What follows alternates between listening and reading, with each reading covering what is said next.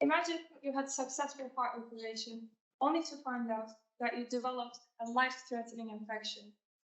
Every year, in the United States alone, 15,000 people get an infection after their heart operations, and 10% of them die. Our technology detects these infections early, enabling prompt treatment designed to save lives. In heart operations, chest bone is cut to reach the heart, and it is sewn with medical wires at the end of the operation.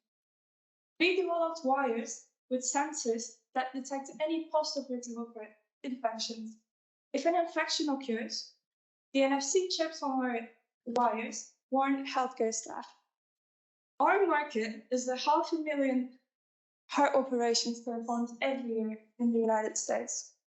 We believe that if surgeons use our wires, we can save up to $1 billion every year. So why does it take so long to detect these infections? Because infections start out silent and eventually cause pain. But patients assume that the pain is caused by the operation itself, and they try to suppress it with painkillers, delaying diagnosis. Delay puts the patient's life at risk and makes the treatment much more complicated and expensive. Surgeons need to remove the infected tissue and bridge the muscles over the chest area, leading to about 3 weeks of additional hospital stay.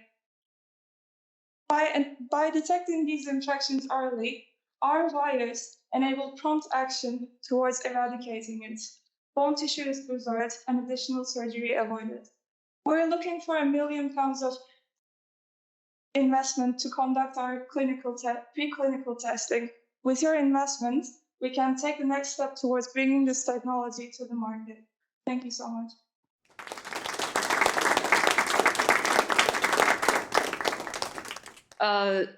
The first question would be, can you explain a bit more about this technology with wire, with sensors? What is it detecting? Is it during the surgery or what stage? Yeah.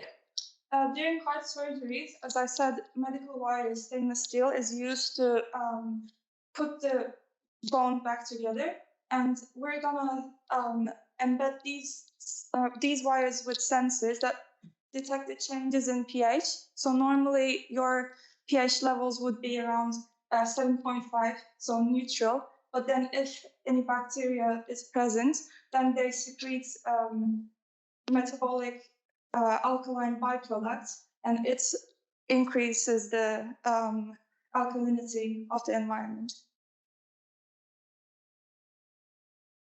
How are these sensors going to be powered? So that's the best part of NFC technology. So say if we were to use Bluetooth, then both devices, the reader and the measurement device, would need to be battery powered. Whereas in NFC, the measurement device, which is on the wires, they do not need to be powered by battery. It's just efficient if you just put your phone next to it, and with the magnetic field, your reader will charge up the measurement device, and that way you wouldn't need any batteries in there. Apologies for being electric chemist and knowing about.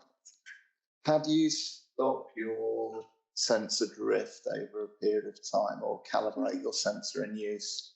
So infection occurs between 5 to 10 days after the surgery, so it won't really need to read the pH levels continuously. Therefore, but actually the wires are not removed, so they will still stay there all the time, but they don't need to be efficient in reading the pH after that period. Okay. Ask one more.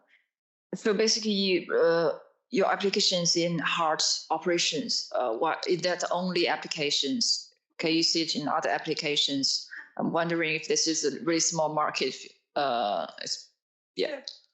Start with heart operations. That's because the location of where the wires are put is very close to the skin. Therefore, it can be read and charged by the NFC technology. Whereas, for example, we're looking to employ the same technology to surgical staplers, for example, for C-sections or gastrointestinal operations, but that will be more embedded inside your body, so there will be more distance between your reader device and the wires. But hopefully after heart operations, we will go on to do more applications such as GI.